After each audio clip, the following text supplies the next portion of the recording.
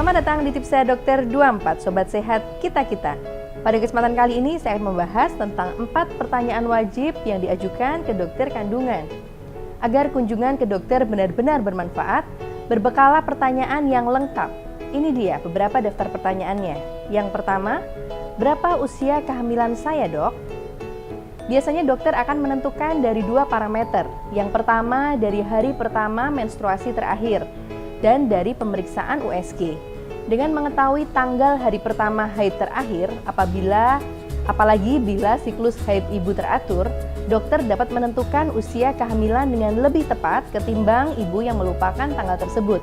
Bagi ibu yang lupa, akan digunakan pemeriksaan USG. Semakin dini pemeriksaan USG dilakukan, hasil penentuan usia kehamilan yang didapat akan lebih akurat. Kalaupun meleset, paling hanya dalam hitungan 1 atau 2 hari.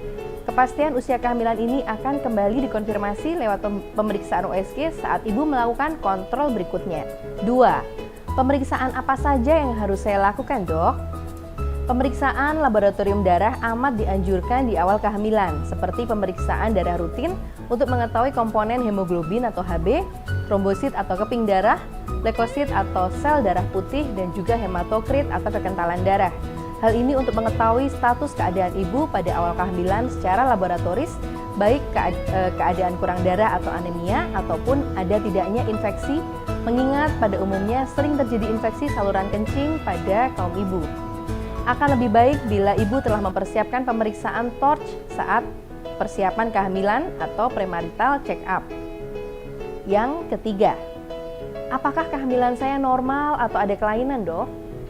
Dengan patokan dari usia kehamilan dan pemeriksaan USG, kemungkinan pertama yang harus muncul adalah adanya kantong kehamilan. Jika kantong ini tidak berkembang sesuai dengan usia kehamilan dan tidak ditemukan janin di dalamnya, berarti ada kelainan yang disebut telur kosong atau blighted ovum. Contoh lain, di usia kehamilan 6-7 minggu, juga lewat pemeriksaan USG, organ fetus harus sudah bisa terlihat secara keseluruhan meskipun belum detil. Ketiadaan denyut jantung janin bisa berarti adanya kematian hasil konsepsi. Jika diketahui ibu memiliki kista dengan diameter lebih dari 5 cm, ibu umumnya akan diobservasi selama kehamilan. Jika kista membesar, akan dilakukan operasi pengangkatan di awal trimester kedua atau sekitar usia kehamilan 15-16 minggu. Kista yang dibiarkan dikhawatirkan akan membesar dan terputir sehingga dapat mengganggu pertumbuhan janin. Bila ada kelainan atau ketidaknormalan, pada saat pemeriksaan harus dipastikan apakah sifat ketidaknormalan atau kelainan tersebut mayor ataupun minor. Pertanyaan wajib yang keempat, suplemen apakah yang harus saya konsumsi, Dok? Dokter akan menganjurkan ibu untuk mengkonsumsi asam folat di usia 3 bulan pertama sebelum kehamilan atau paling tidak selama trimester awal.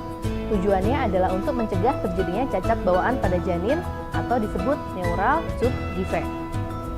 Sekian informasi dari saya, semoga bermanfaat, dan nantikan informasi serta tips-tips menarik selanjutnya hanya di Tips Saya Dokter 24, Sobat Sehat Kita-Kita.